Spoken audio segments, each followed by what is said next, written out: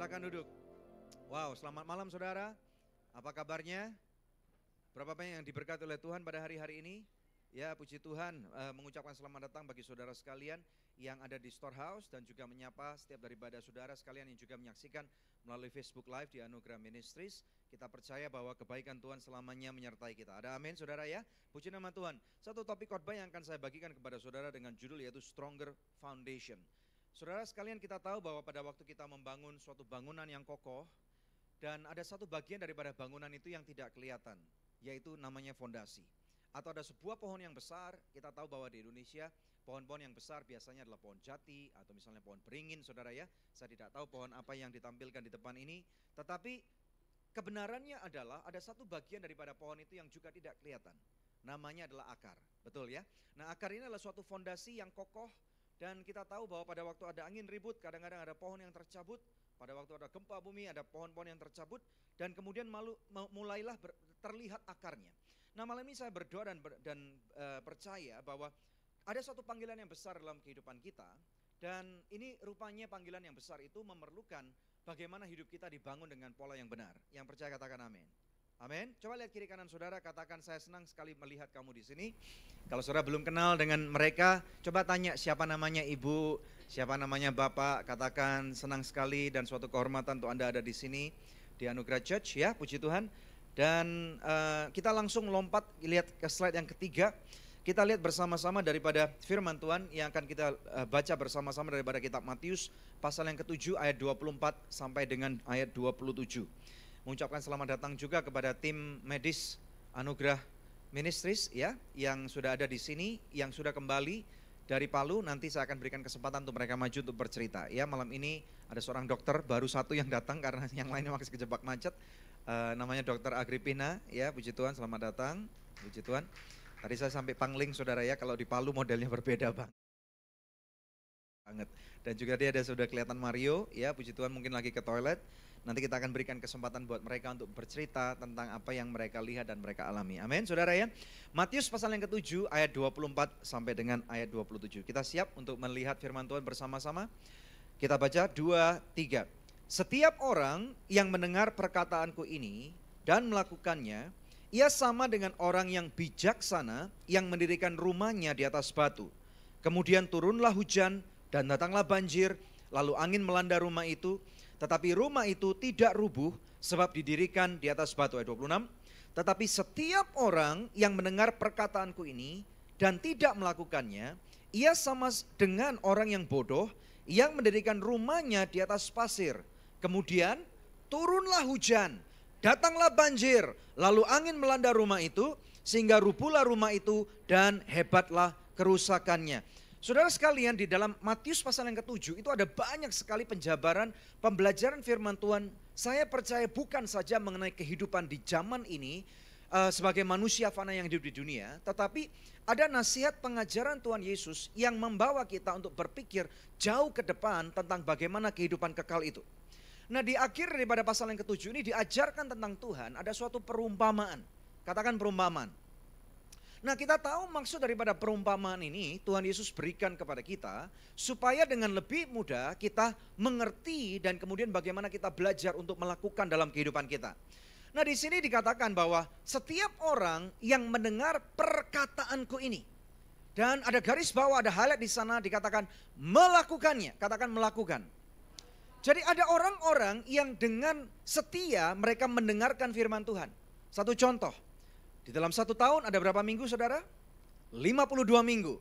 Jadi artinya minimal dalam kehidupan kita ada 52 topik khotbah yang setiap daripada saudara dan saya dengar. Kadang-kadang memang ada topik-topik khotbah yang mirip, tetapi ada bayangkan aja ada 52 topik khotbah yang berbeda. Belum lagi kalau saudara rajin datang ke ibadah tengah minggu Anugerah Fellowship misalnya, seperti pada hari Kamis ini, saudara akan mendapatkan topik lagi tambahan ya. Jadi minimal ada lebih dari 90 sampai 100 topik khotbah atau bahan-bahan khotbah yang luar biasa disampaikan oleh hamba-hamba Tuhan yang diurapi oleh Tuhan. Ada amin. Nah, sekarang yang membedakan bagaimana hidup kita berubah atau tidak itu bagaimana? Ada yang tahu nggak? Dalam ayat firman Tuhan dengan jelas sudah dikatakan melakukannya. Katakan kiri kanan saudara, melakukan firman Tuhan. Nah, Firman Tuhan mengatakan kalau kita disebutkan yaitu menjadi ditemukan Tuhan, yaitu melakukan firman Tuhan, dikatakan sama dengan orang yang bijaksana mendirikan rumahnya di atas sebuah batu. Katakan mendirikan rumah di atas sebuah batu. Nah kemudian di ayat 25 dan ayat 27, Tuhan Yesus memberikan suatu perbandingan. Ada dua macam orang yang membangun rumah dengan desain yang 100% sama. Kemungkinan besar arsiteknya sama. Nah di sini tadi WL kita adalah seorang arsitek saudara, ya puji Tuhan dia energik banget gitu ya. Dan dia ini Ferdinand yang juga membantu saya untuk menerjemahkan apa yang ada dalam pikiran saya sehingga saudara bisa menikmati ibadah di Storehouse pada hari ini. Puji Tuhan, kita berikan dulu kemuliaan yang paling meriah buat Tuhan. Saudara menggunakan desain yang sama, tetapi si A itu memilih untuk membangun rumahnya dengan lambat. Kenapa lambat? Karena dia bangun dengan satu fondasi yang kokoh. Tetapi si B memilih untuk membangun rumahnya supaya cepat. Mereka berkata, buat apa kita membangun cepat lama-lama? Kalau kita nggak pakai fondasi yang kuat, itu bisa kira-kira save biayanya, budgetnya, RAB-nya sekitar antara 20-30%, saudara ya. Nah kemudian Bapak Ibu sekalian pada waktu rumah itu dibangun, tampaklah indah, ya perabot-perabotannya mahal. Tetapi kemudian tidak ada yang tahu bahwa bagaimana fondasinya dibangun. Betul nggak? Tidak akan pernah ada yang tahu bagaimana rumah itu dibangun. Tetapi orang yang hanya tahu yang satu dibangun dengan cepat, yang satu dibangun dengan lebih lambat. Jauh lebih lambat kadang-kadang. Ada satu masa di dalam kehidupan rumah ini yang akan membuktikan. Saudara tahu apa itu namanya? Badai. Ya, di sana dikatakan oleh Tuhan Yesus, turunlah hujan, datanglah banjir. Kalau kita tinggal di negara Indonesia, maka kita mengerti banget yang namanya hujan badai itu apa.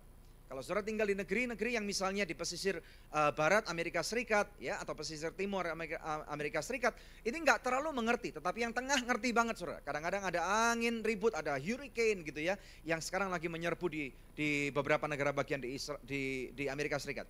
Nah di kita tahu banget yang namanya hujan badai itu apa. Yang namanya banjir bandang itu apa saudara. Nah kemudian makanya Tuhan Yesus mengatakan turunlah hujan. Dengar baik-baik saudara. Rumah ini identik sekali dengan kehidupan yang saudara dan saya bangun. Ada amin.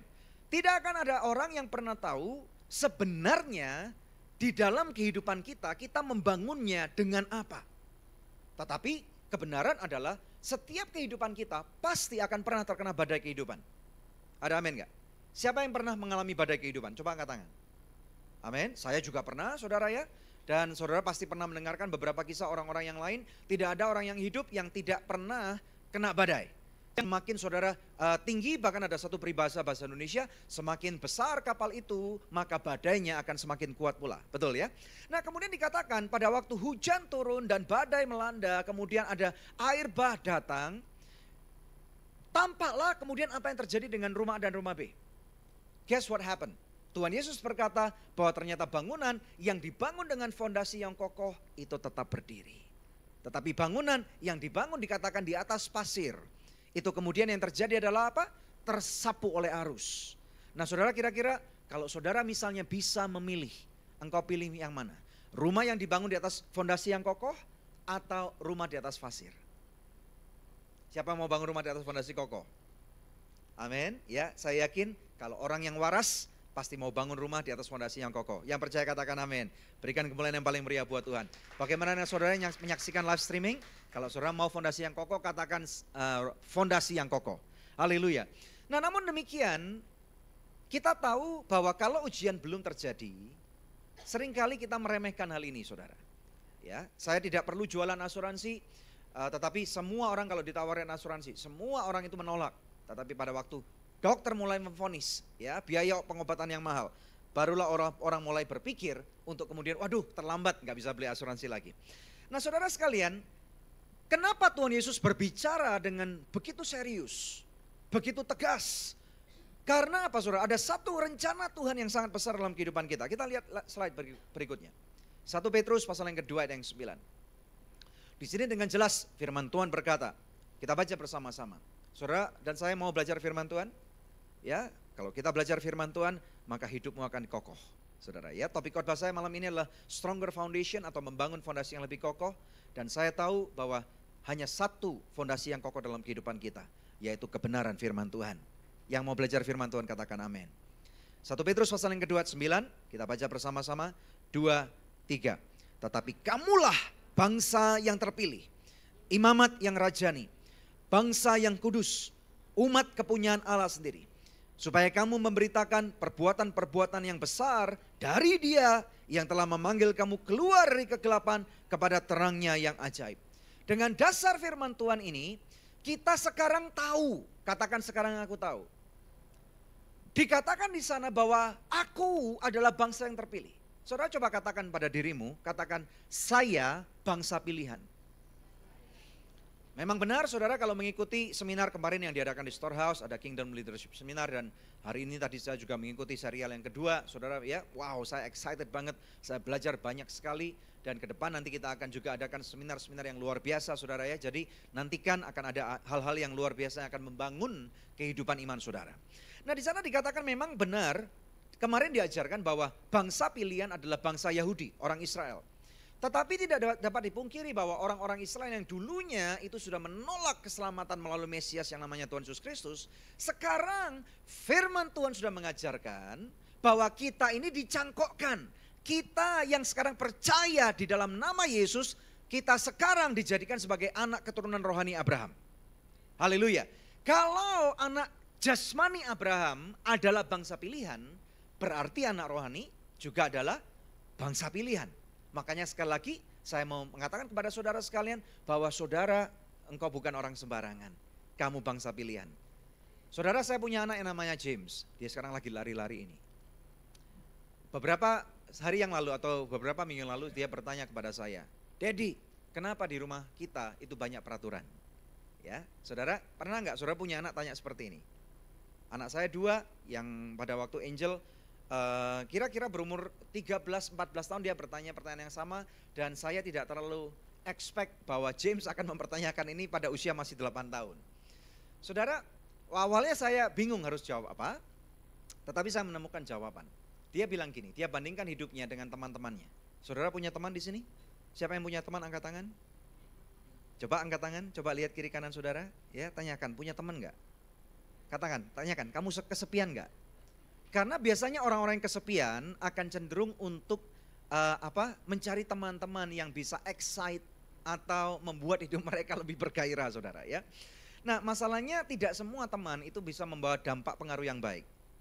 Amin ya. Nah anak saya umur 8 tahun membandingkan hidupnya dengan temannya yang juga berumur sekitar 8-9 tahun. Saudara tanpa menyebutkan nama, teman anak saya ini background aja. Saya nggak mau saudara nanti tahu orangnya yang mana kemudian jadi judgmental, ya. Ya, saudara, bapaknya orang asing, ibunya orang Indonesia. Bapaknya pekerjaannya luar biasa banget, saudara, bagus banget, bekerja di bangsa-bangsa. Satu kali satu musim di negara A, satu kali di negara B, gitu kan keren, saudara ya. Kalau ekspatriat, saudara bisa tahu hajinya itu selangit, gitu. Nah, kemudian mamanya juga orang penting, rupanya di salah satu perusahaan, jadi dua-dua adalah orang tua karir. Dan anaknya, anak tunggal, dan kemudian anak ini pada waktu setiap hari bermain-main dengan James bebas, merdeka, tidak ada aturan saudara ya. Dan kemudian bahkan pada waktu misalnya main-main di rumah kami ajak makan saudara ya, ini biasa lah, ngajak makan nggak ada yang terlalu spesial. Tetapi kemudian ada hari-hari di mana pada waktu James itu ada temannya main di rumah, dia waktunya belajar.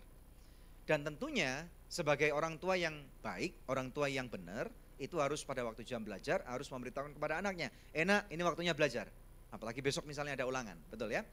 Nah, maka Pastor Debbie ngajarin James itu ya. Jadi for your information saudara, kalau belajar nggak mungkin sama saya. Kira-kira 20 kali belajar, kira-kira mungkin 2 atau 3 kali saja sama saya, ya. Tetapi kalau having fun, ini bagian saya saudara ya. Jadi saya melihat ada temannya datang dan kemudian setelah makan, saya tanya, kenapa anaknya teman James itu nggak diajarin sekalian? Kan enak studi kelompok gitu saudara ya. Kemudian temennya ini ngomong gini, "No, I don't want, because I want to wait for my mom." Nggak mau belajar di rumah kita. Saya tanya, "What time is your mom coming home?" Jam berapa mama kamu pulang? Jam 9 malam. Saudara ya. Jadi setiap malam mamanya akan pulang jam 9 malam. Saya tanya, kalau mamamu pulang jam 9 malam, what time do you have dinner? 9 malam. Jam berapa kamu belajar? About 10, 11, jam 10, jam 11 malam. Wow, anak kecil saudara ya. Belajar kira-kira jam 10, jam 11 malam. Nah kemudian Anak saya membandingkan hidupnya dengan teman-temannya ini. Ya, keluarga ini bukan keluarga sembarangan juga yang dibandingkan. Nah kemudian saya ngomong gini, so kalau kamu nggak puas menjadi anak mami daddy kamu punya dua pilihan. Yang pertama, tukar. Teman kamu jadi anaknya mami daddy, kamu jadi anaknya orang itu. Ini opsi pertama. Jadi anak-anak, siapa anak-anak di sini? Kamu punya pilihan. Kids, you have a choice. James, which one do you want? You want option number one? You want to exchange, family exchange? Well, option number one, you become their child and your friend become our child. Oh, option number two, opsi nomor dua, saya katakan dia bilang no, it's a bad choice, dia bilang gitu ya. Saya katakan kalau kamu jadi anak mereka nggak apa-apa, tetapi semua benefit yang kamu punya nggak bisa lagi. Maka benefit itu akan dimiliki oleh teman kamu. Ya, misalnya nonton bioskop sama kami, misalnya kami kalau pelayanan ke luar kota atau ke luar negeri, kadang-kadang kami ajak kemana gitu, ketemu dengan orang, makan makanan yang kami makan, nggak bisa lagi. Teman kamu akan dapat ini semua, mau nggak? Dia bilang nggak mau. Opsi kedua. Jadi anak-anak kalian punya opsi. Puji Tuhan, katakan saya punya opsi. Saya katakan sama anak saya, kalau kamu nggak mau opsi pertama, ya kamu jadi adiknya teman kamu aja. Pindah dua-dua di sana, enak kami merdeka. James, which option do you want? You want option number one or option number two? No, I didn't change the option. Saya tidak merubah opsinya, tetapi rupanya dia mengatakan saya tidak mau opsi satu ataupun opsi dua. Nah kalau nggak mau opsi satu, opsi dua, maka mengertilah sekarang saya katakan kepada dia. Tahu nggak kenapa di rumah tangga kita punya banyak peraturan? Karena ini ayatnya. Because you are special. Karena kamu itu berharga di mata Tuhan. Kalau keluarga kerajaan, kamu lihat keluarga kerajaan Inggris, Brunei Darussalam dan kerajaan Monaco dan yang lain-lain, nggak ada anak yang sembarangan, nggak diatur. Semua protokolernya itu ketat dari bangun pagi, mungkin bahkan kamu mandinya pakai sabun apa diatur, betul nggak? Tetapi kalau kamu anak sembarangan, kamu nggak tahu siapa orang tua kamu nggak tahu siapa mama kamu nggak tahu siapa kakek nenek kamu bisa ugal-ugalan. Tetapi kalau kamu daripada keluarga yang terpandang, kamu daripada keluarga yang sangat spesial, kamu akan hidup dengan berbagai macam peraturan yang kamu harus mengerti. Yang percaya katakan amin. Makanya firman Tuhan di sini berkata, kamu adalah bangsa yang terpilih. Saudara dengar baik-baik. Sungguh-sungguh ini saya katakan kepada saudara, bukan cuma ayat firman Tuhan, tetapi saya berdoa biarlah apa yang saya katakan ini menjadi suatu pewahyuan buat saudara. Mungkin selama ini kau berpikir bahwa hidupmu tidak ada artinya, termasuk Anda yang online, pada waktu ada bujukan daripada iblis, dia berkata bahwa hidupnya nggak ada artinya. Firman Tuhan adalah kebenaran dan mengatakan, kamu berarti. Karena Tuhan sudah memilih kamu sebagai bangsa pilihan. Bukan cuma bangsa pilihan, tetapi firman Tuhan malah mengatakan, bukan itu saja. Dijabarkan dengan detail. Kamu adalah imamat yang rajani. Bahasa Inggrisnya keren banget. The royal priesthood. Keluarga kerajaan, keluarga keimaman, bangsa yang kudus, umat kepunyaan Allah sendiri. Artinya karena engkau begitu berharga, makanya Tuhan tidak pernah kirimkan malaikat terbaik untuk menebus dan mati buat saudara, tetapi dia kirimkan Kristus Yesus, pangeran daripada surga, untuk mati dan menebus dosa saudara dan saya. Yang percaya katakan amin. Berikan kemuliaan yang paling meriah buat Tuhan. Haleluya. Haleluya. Jadi saudara mau pilih yang mana? Opsi 1 atau opsi 2? Mau tukar jadi anak-anak orang dunia? Atau mau tukar jadi ikut aja jadi adiknya orang-orang dunia? Beberapa daripada kita kadang-kadang tidak mensyukuri apa yang kita punya. Sampai kita kehilangan hal itu. Betul ya? Kadang-kadang saudara, penyesalan itu datangnya terlambat. Makanya malam ini kita belajar bagaimana supaya membangun hidup kita dengan fondasi yang kokoh. Siapa mau fondasi Anda kokoh? Amin. Kita belajar lebih dalam. Coba lihat slide berikutnya. Ada beberapa hal yang saya mau jabarkan. Kita lihat Kejadian pasal yang ke-6 14. Ada sesuatu yang menarik. Beberapa minggu kemarin kami sudah jabarkan tentang The Noah's Ark. Saya nggak akan masuk detail tentang ke sana, tetapi keren banget ini gambarnya. Kita nggak perlu lihat detailnya, tapi saya very curious karena iPad saya kecil, sekarang di sini gede, saudara. What happened? Be careful, Jonah. So di sini ada layer 1, layer 2, layer 3, dan layer 4. Ya, saudara, keren banget di sana. Nah, coba kita lihat material apakah yang dipakai oleh Nuh yang diperintahkan oleh Tuhan. Kejadian pasal yang ke-6 ayat 14. Di sini dengan spesifik banget, Tuhan itu selalu memberikan perintah. Pada waktu perintah itu penting banget, maka Tuhan akan memberikan satu detail yang sangat luar biasa. Di sana dikatakan, buatlah bagimu sebuah batra dari kayu gofir.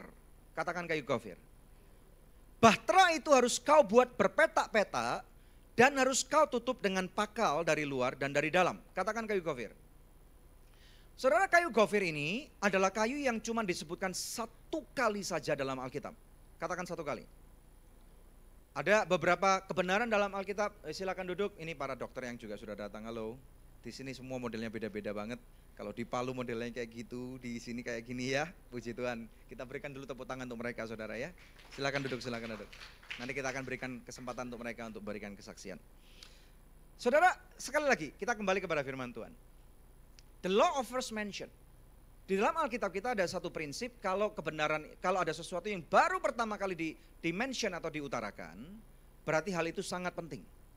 Tetapi kemudian kalau cuma satu-satunya, berarti kita harus pay attention on that. Kita harus belajar untuk memperhatikan. Dengar baik-baik, kayu gofir itu tidak lagi diketemukan dalam zaman modern ini. Sudah tidak ada.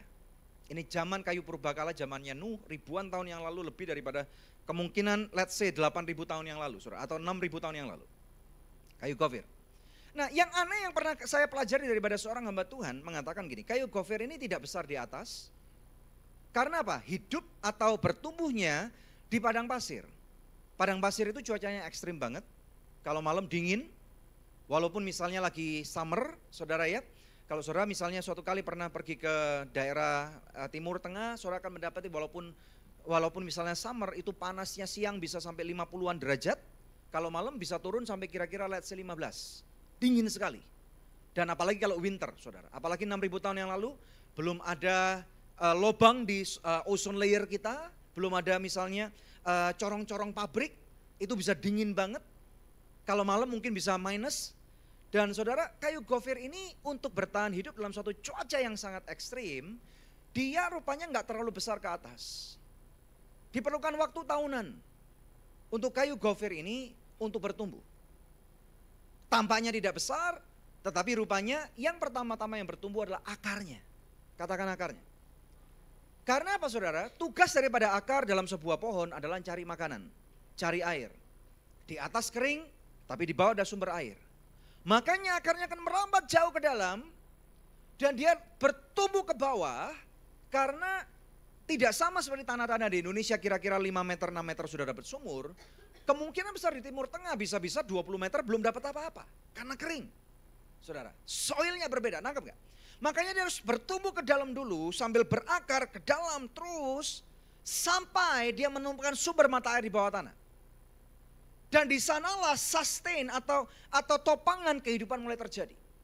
Kebenarannya apa sekarang? Aplikasinya. Makanya saudara, sebelum kita mau membandingkan hidup kita dengan orang lain, sebelum kita melihat hidup orang lain kok enak, saudara pasti lebih baik daripada anak saya umur 8 tahun. Kalau anak umur 8 tahun bisa melihat hidup orang lain enak, saya yakin ini pemikiran yang akan dia bawa sampai besar. Dan sudah kita punyai, kita lihat orang lain naik mobil lebih bagus, punya istri lebih cantik, suami lebih ganteng atau lebih kaya, betul nggak? Ya. Dan kita kadang-kadang berpikir, kenapa kok saya nggak bisa punya apa yang mereka punya? Wait, tunggu dulu. Kebenaran ada yang mengatakan kamu adalah berharga, kamu spesial. Tetapi sekarang, sebelum kamu mau membandingkan hidupmu dengan orang lain, udah singkirkan orang lain dulu.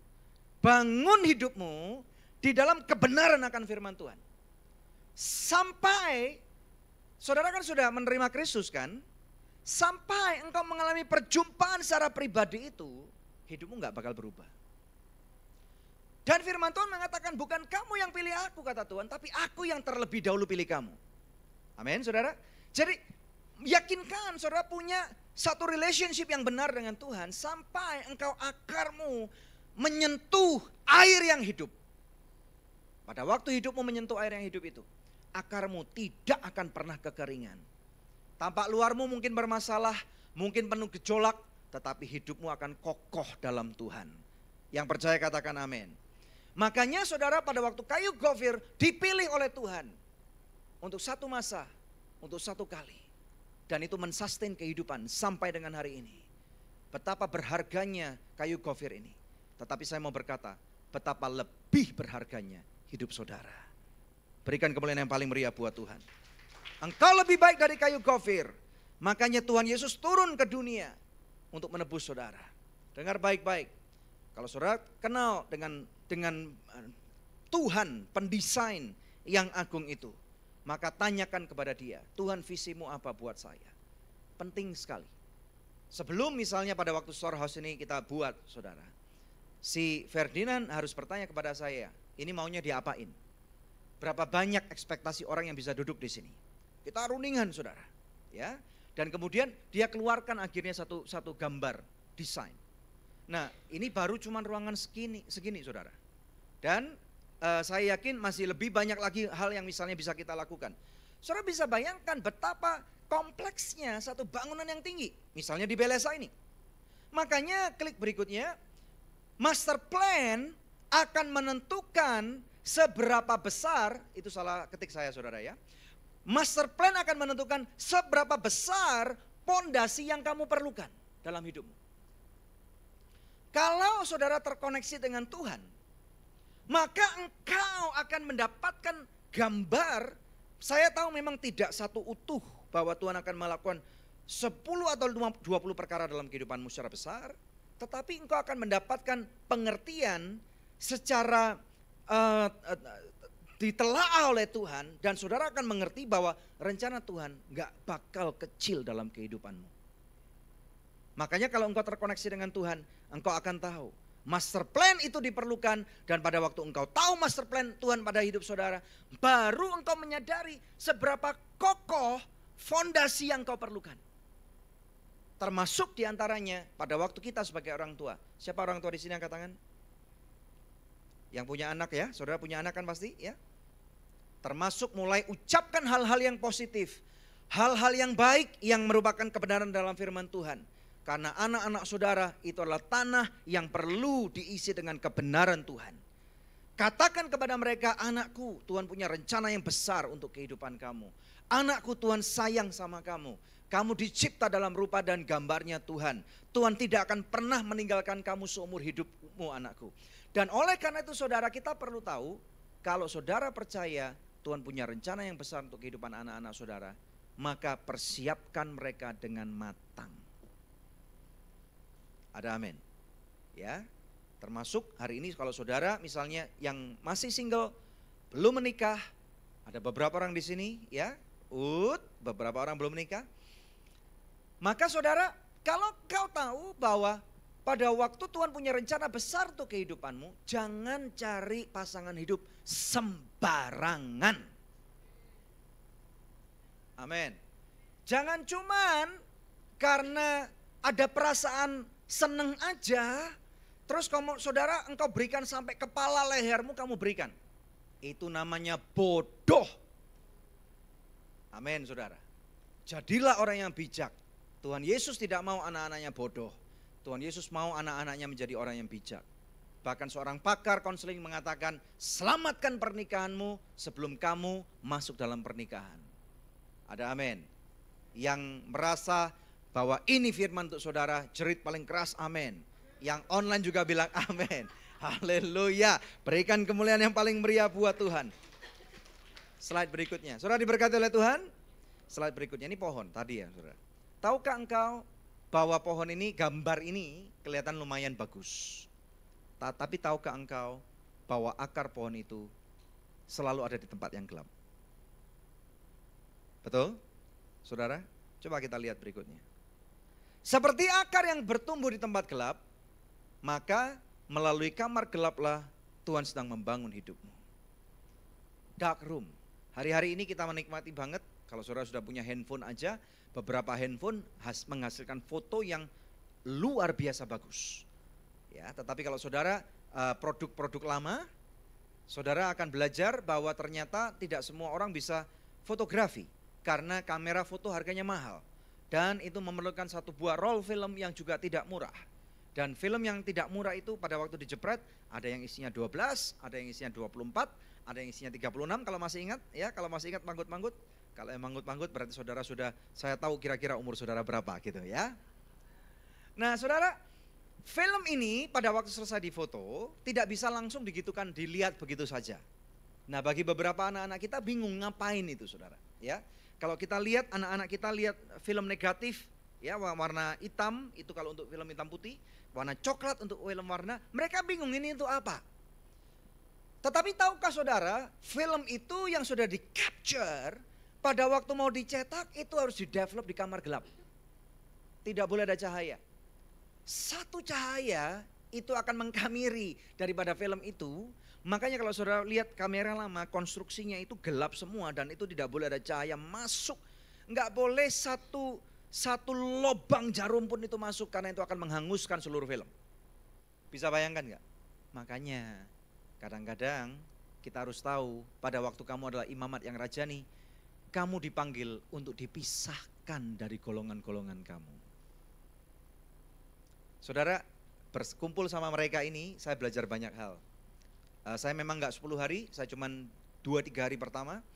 Setelah itu Mario bersama dengan mereka, tetapi ada gelar baru yang saya terima kadang-kadang, saya jadi diberi gelar dokter. Ya, kalau kadang-kadang ada orang ngomong sama saya, salah dok gitu ya. Sorry pak, sorry pastor gitu ya. Nah, makanya berkali-kali saya mengatakan dari mimbar ini, kasih tahu saya siapa kerumunanmu. Maka masa depanmu akan dapat saya prediksikan. Saya kumpul dengan dokter loh, saya nggak pernah sekolah kedokteran loh. Tapi banyak orang mengira saya dokter. Saudara, ditanyain dari kedokteran mana? Saudara ya. Kemudian dari spesialisasi apa? Wah keren banget sih itu saudara, lumayan gitu ya. Coba bandingkan kalau misalnya saya kumpul dengan orang-orang yang kecanduan drugs.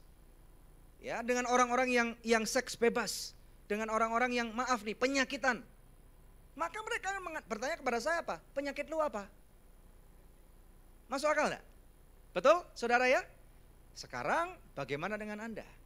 Makanya kadang-kadang Tuhan sisihkan kita, pisahkan kita dari kerumunan teman-teman kita yang kelihatannya fun, keluarga-keluarga yang kelihatannya nggak ada aturan, pebisnis-pebisnis yang memang amburadul, seenaknya sendiri.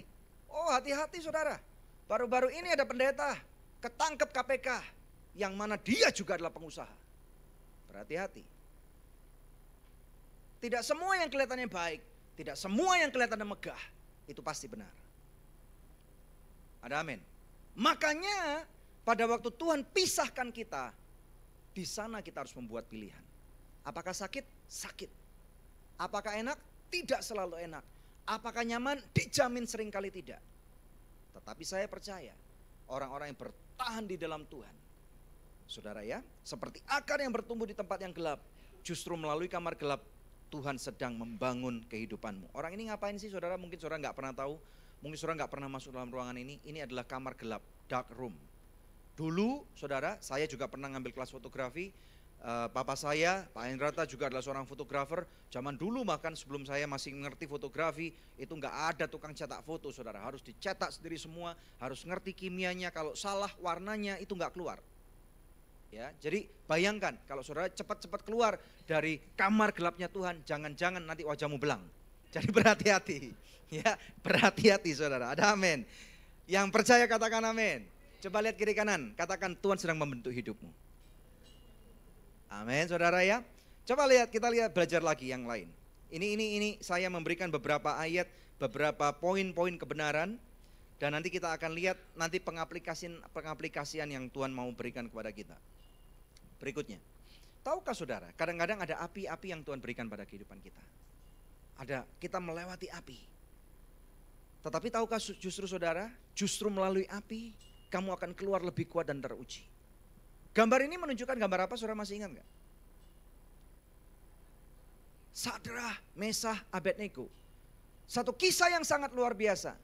Saya tidak tahu apakah kisah ini akan pernah terjadi dalam kehidupan manusia modern, saya tidak tahu. Tetapi ini adalah kebenaran. Pada waktu Raja Nebukadnezar membuat suatu titah, bahwa kamu harus menyembah diriku, karena dia berkata, aku adalah seperti Tuhan. Saudara, Sadrak, Mesak dan Abednego bukan orang sembarangan. Dia sudah punya posisi. Amin. Pada waktu dia sudah punya posisi, sebenarnya pada waktu misalnya dia mentaati apa yang Nebukadnezar katakan dan maui, aman enggak? Saudara mungkin kadang-kadang berkata pada waktu ada konflik di keluarga saudara, misalnya ada pilihan untuk mengerjakan kehendak Tuhan atau tidak, kadang-kadang pasti ada mungkin suaminya yang enggak kuat, atau istrinya yang enggak kuat ujian, atau orang tuanya yang mengatakan kepada anak, udah deh, lu enggak usah munafik, kita biasa-biasa aja, cari yang aman aja. Saudara, saya mendapati selama 2 minggu ini tidak ada tempat aman kecuali di dalam hadirat Tuhan. Haleluya. Saudara, Sadrak, Mesak, Abednego itu bisa saja mereka play safe. Tetapi play safe tidak garanti bahwa kepala mereka tidak akan kepenggal. Tetapi justru mereka berani menghidupi imannya, dibuktikan dengan keberaniannya. Saya yakin mereka menjawab dengan sopan. Bahkan mereka berkata karena raja itu sayang sama mereka. Sampai raja sebengis Nebukadnezar berkata, aduh sayang banget ya, kamu ini sudah aku sayang, sudah aku besarkan, sudah aku berikan fasilitas rumah mewah, mungkin apartemen yang bagus, mungkin mobil bagus, tetapi satu ini loh kenapa kamu gak mau? Coba bayangkan saudara. Ya, saudara bisa comprehend, bisa mengerti enggak? Kira-kira kesukaran sampai apa saudara? Bukan cuman dia mau dibunuh. Raja mungkin berkata, kalau kamu gak mau, semua ditarik, keluargamu dibunuh, dan kamu akan dibakar. Wow. Tetapi dengan hormat mereka berkata, ya rajaku, kami memilih untuk tidak mentaati titahmu. Tetapi kami tahu bahwa Tuhan kami akan menyelamatkan. Tetapi, kalaupun Tuhan kami tidak menyelamatkan kami tetap memilih untuk tidak menyembah Tuhanku. Ini loh saudara, orang-orang yang model seperti ini yang Tuhan cari. Halo, ada enggak orang-orang yang model seperti ini? Saya berdoa biarlah ada orang-orang seperti ini akan Tuhan munculkan di Anugerah Church, di storehouse. Visi gereja ini adalah menjadi storehouse, menjadi ladang saudara, bukan gudang. Amin. Kalau gudang, saudara dimasukkan dan dilupakan. Tetapi kalau ladang, saudara dibersihkan supaya saudara nanti berfungsi dan bisa dikeluar, dikirim ke Palu. Haleluya. Siapa mau dikirim ke Palu lagi? Amin. Haleluya. Puji nama Tuhan. Berikan kemuliaan yang paling meriah buat Tuhan. Haleluya. Ayat berikutnya. Apa yang firman Tuhan katakan tentang api? 1 Petrus pasal yang ke-6.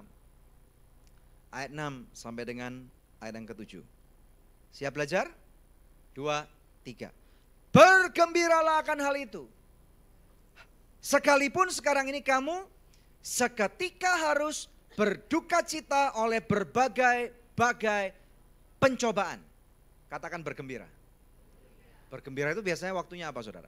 Waktunya orang pada waktu pesta, pada waktu dapat promosi, betul enggak? Pada waktu misalnya dapat istrinya hamil secara benar, enggak sah, enggak yang hamil tiba-tiba, itu saudara yang di luar, sesuatu yang enggak benar saudara ya, MBA itu ya. Tetapi di sini dikatakan pada waktu bangunannya hancur, pada waktu rumahnya misalnya kemalingan, misalnya ada hal-hal yang tidak disukai, firman Tuhan mengatakan berduka cita oleh berbagai pencobaan. Tetapi suka enggak? Enggak suka. Tetapi firman Tuhan berbicara bergembiralah. Kenapa coba? Tanyakan kenapa. Tanya kenapa gitu. Ayat 7 saudara. Ya, ayat 7. Maksud semuanya itu ialah untuk membuktikan kemurnian imanmu, yang jauh lebih tinggi nilainya daripada emas yang fana, yang diuji kemurniannya dengan api, sehingga kamu memperoleh puji-pujian, kemuliaan, dan kehormatan pada hari Yesus Kristus menyatakan dirinya. Jadi saudara, sekarang kita tahu bahwa segala sesuatu mendatangkan kebaikan, kata firman Tuhan dalam Roma 8 ayat 28. Tetapi kebaikannya apa? Supaya kita dipersiapkan, supaya kita serupa dengan Kristus Yesus. Yakinkan kalau fondasimu dibangun dengan benar. Pertanyaannya, Pak Daniel, bagaimana sih membangun fondasi yang benar? Tidak ada cara lain kecuali apa, saudara? Ya, ini kita berbicara dalam alam roh dulu. Nomor satu, miliki hubungan yang benar dengan Tuhan. Ini penting. Nomor dua, hubungan yang benar dengan Tuhan bukan saja didapat pada waktu engkau pergi ke gereja, tetapi pada waktu engkau membaca firman Tuhan. Saya sudah baca Pastor Daniel, tapi seringkali saya nggak mengerti. Baca terus. Mengenai membaca firman Tuhan, saudara dengar baik-baik. Saya punya satu analogi yang gampang sekali menarik. Ya, saudara suka makan nggak? Siapa suka makan? Angkat tangan. Amen. Setiap orang pasti suka makan ya. Suka makan. Ya, suka makan kan? Kalau saudara suka makan, pertanyaan saya yang kedua, bisa masak nggak? Siapa bisa masak? Angkat tangan. Siapa tidak bisa masak? Angkat tangan. Ya. Pertanyaan yang ketiga, bagi saudara yang tidak bisa masak, kalau kamu mau ngerti tentang bagaimana makanan itu enak atau tidak, atau saudara akan makan makanan itu sampai nunggu kamu belajar masak, mau ada waktu untuk seperti itu enggak? Saudara berkata, makan ini kelihatannya enak, tapi saya enggak yakin apakah ini sehat buat saya. Daripada gitu saya nunggu sampai saya belajar masak dulu, sampai seenak kira-kira atau semenarik itu baru saya makan. Mau enggak? Saudara akan apa? Mati kelaparan. Betul kan? Asal source-mu jelas. Beli makanannya atau beli belanjaannya di toko yang jelas. Kemudian saudara lihat resepnya misalnya dari teman, dari orang tua, dari tetangga. Dan mereka udah mengkonfirmasi ini benar, ini enak. Udah deh saudara, percaya sama saya. Nggak usah nunggu kamu pintar masak. Sekarang ada aplikasi-aplikasi yang lain. Zomato, betul nggak ya? Ada TripAdvisor. Saudara bahkan dari kesaksian orang lain, saudara bisa mengetahui restoran makanan di tempat itu kualitasnya bagaimana. Ngapain? Kita harus mau menunggu sampai kita pintar masak, baru makan. Ada amin? Sama. Pasti udah lapar tuh. Ya. Kelihatan dari posturnya kadang-kadang. Jadi saudara sekalian, sama. Kalau saudara membangun satu hubungan di dalam kebenaran firman Tuhan, bacalah firman. Cobalah untuk mengerti. Kalau saudara berkata, Pastor Daniel saya enggak ngerti. Teruskan baca. Karena apa saudara? Nanti kalau kamu teruskan baca, maka saudara akan mempunyai satu resistensi, ketahanan untuk mengerti firman Tuhan itu. Misalnya pas ke gereja, pas ada orang cerita, ada orang kesaksian, kemudian ada impresi yang timbul, oh itu ayat yang kemarin saya baca, yang saya nggak mengerti. Atau beberapa bulan berikutnya, atau beberapa bab, atau beberapa buku yang lain di dalam 66 kitab firman Tuhan itu, kadang-kadang ada yang membantu untuk bahkan pada waktu membaca tentang kejadian, tiba-tiba dijabarkan di ulangan misalnya. Kejadian, terus apa lagi? Bilangan, terus apa lagi? Imamat. Saudara itu membingungkan kan? Nanti di kitab ulangan itu diulang semua, namanya ulangan. Ya, ulangan ini bukan mengenai ujiannya ini yang seperti kalian anak-anak mahasiswa lakukan. Bukan. Tetapi pengulangan, Deuteronomi. Ada amin enggak? Ya, yang ketiga, tadi saya katakan, saya kumpul dengan mereka enggak lama saudara, cuman 10 hari. Walaupun saya enggak ada di sana, saya pantau kalau saya ditelepon sama mereka selalu salah ngomong dok gitu ya. Jadi bukan dok pakai palu itu bukan, tapi dokter maksudnya gitu. Maka yakinkan kerumunanmu benar. Kalau komunitasmu benar, firman Tuhan mengatakan, maka engkau akan menjadi, dapat dipastikan, engkau mendengarkan bagaimana mereka berbicara, engkau melihat bagaimana mereka hidup, engkau akan berpikir menyerupai seperti bagaimana mereka berpikir. Dan kalau komunitasmu benar, komunitasmu adalah orang-orang yang percaya dan mengasihi Tuhan, maka engkau juga akan menjadi golongan orang-orang yang disebut orang benar. Yang percaya katakan amin. Haleluya. Berikutnya bagaimana? Izinkan dirimu untuk dididik. Ya, pendidikan tidak akan pernah selesai sampai kita meninggal. Betul? Saudara ya, kalau saudara masih kecil, orang tuamu yang didik. Kalau zamannya sekolah, gurumu yang didik. Kalau misalnya saudara sudah bekerja, pemimpin perusahaan di mana engkau bekerja itu yang didik saudara. Kalau saudara lagi ada di sebuah gereja seperti ini, dalam setting saudara digembalakan, berakarlah, tertanamlah saudara. Sehingga saudara bisa dididik, dimentorkan dengan baik dan benar. Sehingga Orang-orang dalam komunitas itu yang melihat dengan cukup dekat kehidupanmu, mereka menjadi pihak ketiga dan mereka akan dapat membantumu untuk mengatakan, hei celana kamu bolong, sobek tuh kamu gak kerasa. Kadang-kadang gitu saudara. Betul gak? Atau resleting kamu belum ditutup, hati-hati itu nanti ada yang terbang. Misalnya gitu saudara. Ya. Coba cek kiri kanan, udah nutup belum gitu. Makanya kadang-kadang kalau saya naik, saudara kemana aja saya selalu periksa gini dulu. Bukan apa-apa sih, untuk meyakinkan saudara. Supaya nggak ada yang terbang gitu nanti.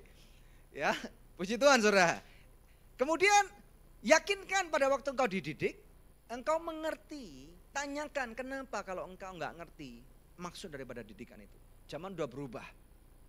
Kalau zaman dulu, zaman kakek nenek kita saudara. Kalau dididik, jangan banyak tanya. Kamu nggak perlu tahu, lakukan sejaman sekarang udah nggak bisa. Saudara perlu tanya, perlu mengetahui, betul ya? Sehingga dengan cara seperti itu fondasimu akan lebih kokoh. Ya, perlunya apa sih Pastor Daniel? Dampaknya apa? Coba kita lihat beberapa foto berikut ini. Nah, saudara ini foto saya, bukan foto dari internet. Ini foto dari kota Palu. Ya, ini saya yang motret langsung. Saudara, saya tidak memamerkan kehancuran orang, maafkan saya. Tetapi ini kita dapat belajar daripada apa sedikit yang terjadi di sana. Saya nggak akan keluarkan banyak foto tentang kehancuran Palu.